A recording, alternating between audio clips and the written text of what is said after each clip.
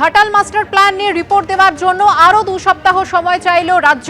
সময় দিলেন প্রধান বিচারপতি। কি জানালো আদালত, বিস্তারিত জানতে কথা বলে নেব আমাদের প্রতিনিধি সৌভিক মজুমদারের সঙ্গে। সৌভিক, দেখো, এর আগে কলকাতা হাইকোর্টের মাননীয় প্রধান বিচারপতির তরফ থেকে এই রিপোর্ট জমা দেওয়ার জন্য 6 সপ্তাহ বা 2.5 মাস সময় দেওয়া হয়েছিল এবং তোমাকে 1.5 মাস সময় দেওয়া হয়েছিল এবং এই সময়ের পরেও আরো যেটা রাজ্যের তরফে আজকে বলা হয়েছে যে তারা আরো 2 সপ্তাহ সময় চান, অর্থাৎ মোট 2 মাস সময় তারা চান এই মামলার ক্ষেত্রে রিপোর্ট জমা দেওয়ার জন্য।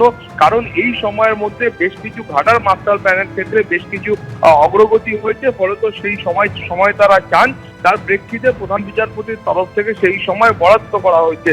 তোমার মনে থাকবে যে মূলত মাননীয় প্রধান বিচারপতি এর আগে যেদিন কলকাতা হাইকোর্টে এই মামলার শুনানি হয় সেই সময় তিনি কিন্তু সরকারের তরফে যে রিপোর্ট পেশ করা হয়েছিল সেই রিপোর্টে অসন্তোষ ব্যক্ত করেছিলেন এবং তিনি বলেছিলেন যে আগামী বর্ষা আসার আগে অন্ততপক্ষে কিছু করা দরকার, কিছু শুরু করা দরকার এবং যে রিপোর্ট সেই সময় সরকারের তরফে দেওয়া হয়েছিল সেই রিপোর্ট দেখেও তিনি কিন্তু সেই সময় অসন্তোষ ব্যক্ত করেছিলেন, যার প্রেক্ষিতে সরকারকে এখন মোট 2 মাস সময় দেওয়া হলো এই রিপোর্ট জমা দেওয়ার জন্য।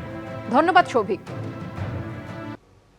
সুষমা শিলা অতিশীর পরে চতুর্থ মহিলা মুখ্যমন্ত্রী পেল দিল্লি। রাজধানীর মসনদে প্রথমবারের বিজেপি বিধায়ক রেখা গুপ্ত। রামলীলা ময়দানে মুখ্যমন্ত্রী হিসেবে শপথ গ্রহণ রেখা গুপ্তর। শপথের আগে পুজো দিলেন হনুমান মন্দিরে। নয়াদিল্লির ছবি আপনারা দেখতে পাচ্ছেন।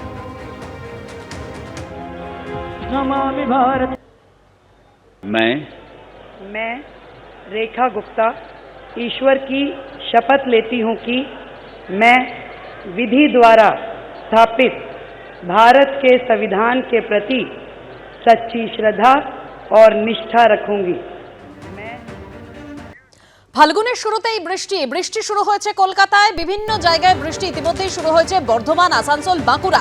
আমার দুই প্রতিনিধি এই মুহূর্তে সরাসরি রয়েছে, একদিকে ধর্মতলা থেকে পার্থপ্রতিম ঘোষ, অন্যদিকে হাওড়া থেকে রয়েছেন শিবাশিস মৌলিক। আমি প্রথমেই পার্থর কাছে যাব। পার্থ, গাঙ্গেয় পশ্চিমবঙ্গে জোড়া ঘূর্ণাবর্ত এবং তারই জেরে এই বৃষ্টি হচ্ছে এবং তার সঙ্গে ঝোড়ো হাওয়া সেটাও কিন্তু বইছে। ইতিমধ্যে আলিপুর আবহাওয়া দপ্তর যে বিষয়টা জানাচ্ছে এবং যেটা অনেকেই জানতে চাইছে যে কলকাতায় যে বৃষ্টি হচ্ছে তা কদিন চলবে, আলিপুর আবহাওয়া দপ্তর যা জানাচ্ছে সেটা হচ্ছে আগামী শনিবার পর্যন্ত এই পরিস্থিতি থাকবে।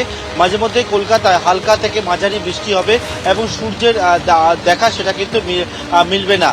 কখনো বৃষ্টি থামবে, কখনো বৃষ্টি হবে, এইভাবেই কিন্তু চলবে। ইতিমধ্যে দক্ষিণবঙ্গের বিভিন্ন জেলায় সেখানে কিন্তু বৃষ্টি হচ্ছে। অন্যদিকে পশ্চিমের জেলাগুলিতে কিছু কিছু জায়গায় বৃষ্টির সঙ্গে যেটা শিলাবৃষ্টি সেটাও কিন্তু ওই এলাকায় হচ্ছে এবং এটা এই পরিস্থিতি আগামী শনিবার পর্যন্ত থাকবে বলেই আবহাওয়া দপ্তরের তরফ থেকে জানানো হচ্ছে।